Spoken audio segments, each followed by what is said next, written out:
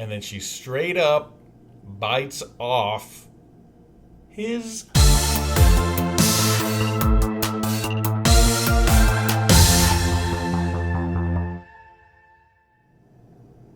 Welcome back to Dramatic Evaluation. Please hook me up and like the video, subscribe to the channel, and please leave a comment. In this video, I'm going to be talking about the movie Fresh. Spoiler alert, I am going to be spoiling the crap out of this, so you've been warned. If you have not seen this movie, definitely watch it. It is good. And then watch this after you watch the movie. So this movie is kind of like it's a thriller. It's kind of horror adjacent. It's not really exactly a horror movie, but it's definitely got horror elements to it. But I guess you could classify it as like a thriller. Unexpected. I've never heard of this movie. I was just kind of browsing through. I was on Hulu. I saw this and checked it out, and I'm very glad I did. It was a pleasant surprise. So yeah, let's get into it.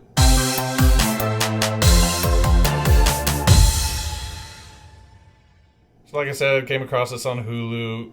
Watched the trailer just to see. Watched a few seconds of the trailer just to see if it would be something I wanted to watch. It looked really solid. So Sebastian is in this. I like that actor. I've seen him in a bunch of stuff recently in the last year or two. He was in Pam and Tommy, A Different Man that I saw recently. He's the Winter Soldier and Marvel stuff. Off the top of my head, I can't think of anything else right now, but he's in a ton of stuff, especially recently. And then the girl from Twisters, her name is Edgarjones. She was good in Twisters, so, saw that both of them were in it, and just it looked like a good kind of thriller type of movie, so I checked it out. So the opening of the movie, Daisy Edgarjones, she's kind of the main character, and she's on a bad date, and it's pretty funny. It's not by no means a comedy, but there's like well-written comedic stuff throughout the movie. So that opening scene is pretty funny, and it kind of grabs you right away. So you're kind of already just engaged in the movie kind of right off the bat. And then after that, she meets this guy in a grocery store. That's Sebastian, and he's just super charismatic and kind of flirting with her. And she's kind of, surprised because it's kind of working, and it just seems like this is a really good guy and a funny and charismatic guy, especially compared to the not at all like that guy that she was on the bad date with in the beginning of the movie. So that's their little meet cute in the grocery store. So they go on a date. It goes very well. She's feeling it. They go back to her place. They hook up. They have dinner again later after that. And he specifically says, I don't eat animals, when they're kind of talking about what they're eating. He doesn't say I don't eat meat.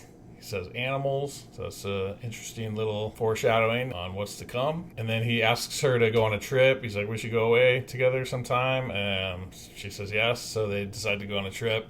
He takes her to this house that he has that's kind of this remote location out in the woods.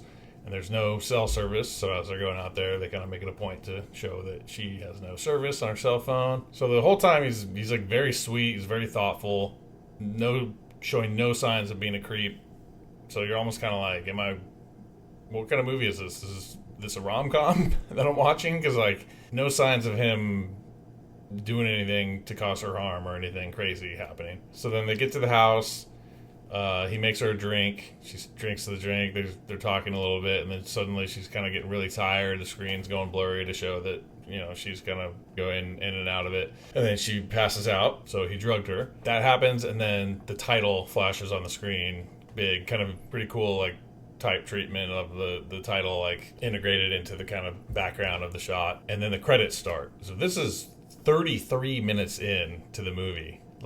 All that lead up to the turn happening here, and then the title and then the credits. So that's pretty interesting to be 33 minutes into the movie and pull that move. So I kind of like that. So she wakes up. He tells her he drugged her.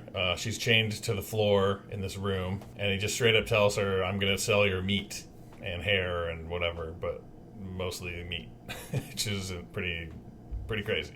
He leaves. She hears another girl on the other side of the wall. She's kind of talking to this girl through the wall. Come to find out, she's been there for a while, so he's been taking pieces of meat off of her for a while. So you don't even know what she looks like or how much of her is left, but he basically keeps these girls alive in this house and cuts pieces off of them to sell kind of on the black market or whatever to this community of people that buy and eat human meat. So these crazy cannibals. At one point, she convinces him to let her, like, unchain her to let her take a shower. And as she's, like, being walked by him to the bathroom, she's kind of scoping out, like, you know, how, like, where she's at, how is she going to be able to get out of here. She tries to, like, fight him to escape, and he just immediately knocks her out. And she wakes up on a medical table, and he's like, yeah, you shouldn't have done that. And to punish you, I'm going to take a piece of your butt. And her whole butt, I don't know, but he cuts that off. And so that's the first meat that he takes off of her. So meanwhile, she had this friend, there's a few scenes of her setting up this friend, Mollie, who she told her she was going on this trip with him. So that, you know, the friend Mollie starts getting a little suspicious. It's kind of like, why, you know, she doesn't know she doesn't have service. So she's like, why is she not texting me? Like, what's going on? Long story short with that, she starts kind of looking into it and trying to, like, find her. So you're kind of like, oh, okay, this is how maybe she gets rescued by the friend. This might be how she escapes this situation. So the friend finds some information about the guy, Sebastian, with the help of some guy that she's into. Anyway, this guy kind of looks like Malcolm Jamal Warner, straight up, from Cosby Show. But he kind of discovers Sebastian Stan has a wife and kids, so she tells her about that, and she's like, what? Like, so she kind of starts looking more into that. So she goes off to the house to kind of confront the wife or the family or him or whatever. And then when she does that, she kind of texts the guy, the Malcolm Jamal Warner guy, and is like, hey, like, just so you know, I'm going to this house just in case something crazy happens to me. Like, here's my location on the phone. You know, I'm going to go talk to the wife and, like, see what's going on. So she's there talking to the wife. She's denying everything. She's like, oh, I don't what are you talking about? Like, you know. And then he comes home in the middle of it. Sebastian Stan, like, gets home. So she asks him about her friend and, like, what is going on here, you know? And he denies it all, of course, and he pretends like he doesn't know what she's talking about. And then they kind of, like, showing her out the door. She starts calling her friend's phone, and it starts ringing in his pocket because he kidnapped her and he has her phone.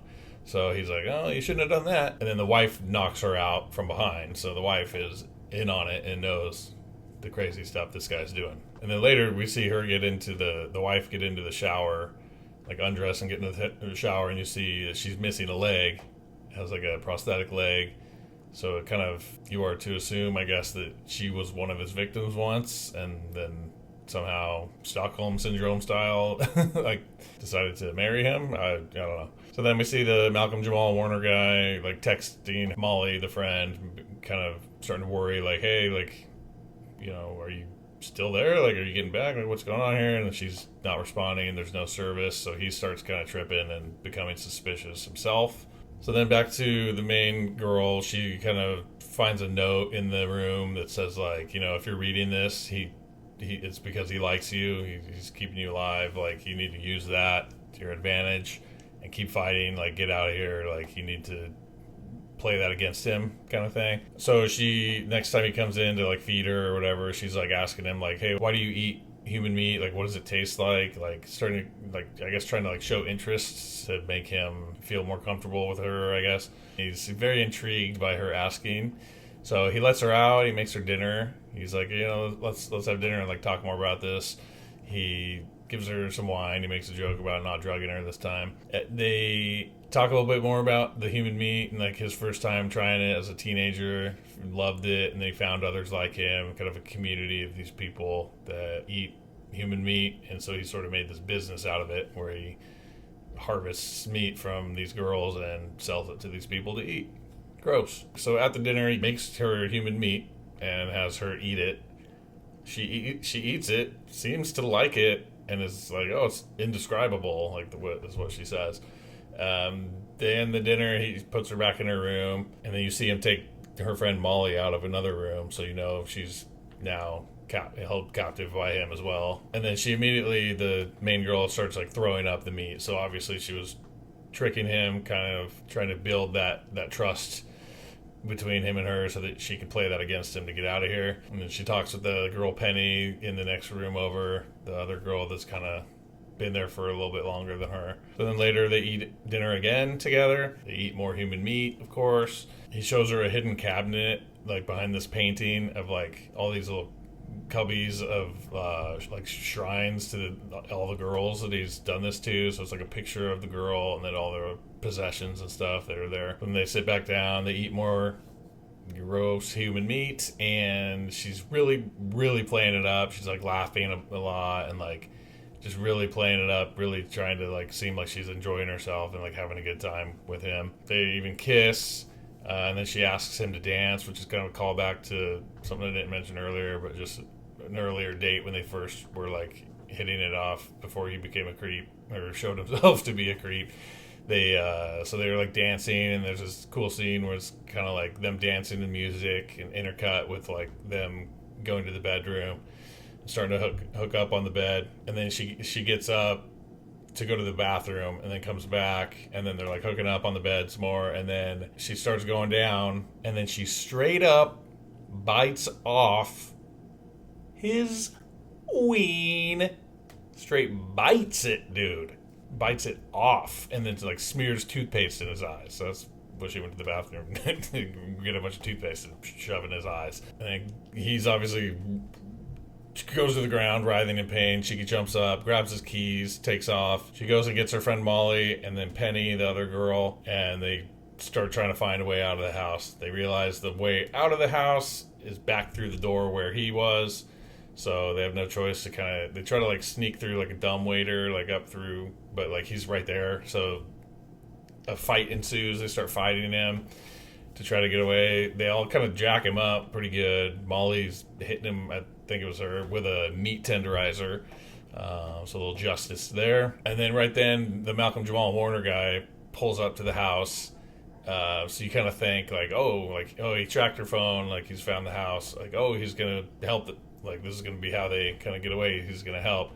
And like, meanwhile, they're on the other side of the house running, like they escape, get out of the house. They're running toward the woods on the back side of the house. And he comes out, Sebastian Stan comes out, D fully gone, yelling and like screaming. So Malcolm Jamal Warner guy like hears him screaming and is like, nope, I'm out. And he gets in his car. So you think he's there to like save the day, and then he just gets in his car and bounces out. And that's the end of that guy. So that was kind of funny. Meanwhile, Sebastian Stan's wife shows up. She sees blood and the meat tenderizer and a knife and all this stuff all over the place. So she's like, oh no, what's going on here? Goes out the back of the house as well. And it cuts back to the main girls. They kind of like are trying to hide in the woods. He comes up as he's chasing them. So then they just ambush and start just attacking him, beating the crap out of him. And then homegirl takes a gun. I guess it was his gun. He like dropped it when they were beating him up.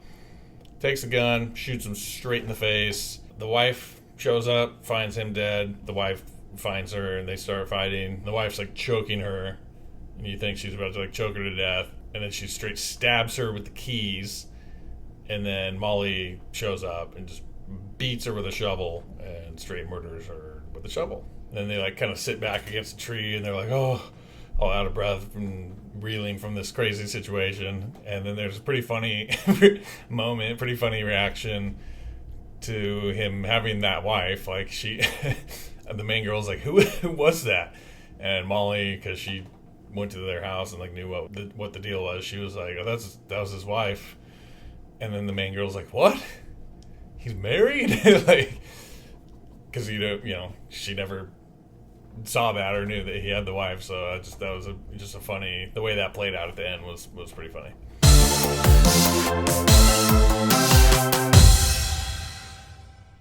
So my rating for this movie is straight up 8.8. I really enjoyed this movie. This was an awesome movie. I loved it. It came out of nowhere. I had not even heard of this movie. Two pretty big actors. I don't know, she's not like in a ton of stuff, but like that Twisters movie was pretty big, and she's good, and I'm sure she's been in other stuff too. But these are the only two things that I've seen her in, but Sebastian Stan's killing it. He's in a ton of stuff. So I'm kind of surprised this one went under the radar, and I had no idea it existed. But then again, there are a billion movies these days, and it's pretty easy to miss when movies come out. So I'm glad I found this. I'm glad I watched it. It was engaging all the way through. Great pacing. There was like no boring moments, no downtime really. Like everything shown on screen like was interesting, had a point, drove the story forward, like set something else up. Like everything was meaningful, and yeah, there just wasn't really any like dull moments or like downtime or things that dragged on. It was just like let's go. Like here's this story, and here it is, and it was awesome. I really appreciate that when a movie could do that and do it well, and this one did. It had everything you want to see in a thriller survival type of movie while still being unique and original. So yeah, I definitely recommend this one. It was solid, 8.8. So that's it for my review of the movie Fresh. Like I said, I watched it on Hulu. You could probably still check it out there. Thanks for watching. Please like and subscribe, and please leave a comment. Let me know what you thought of the movie. Let me know what you want to see me cover next. Stay tuned. Until next time.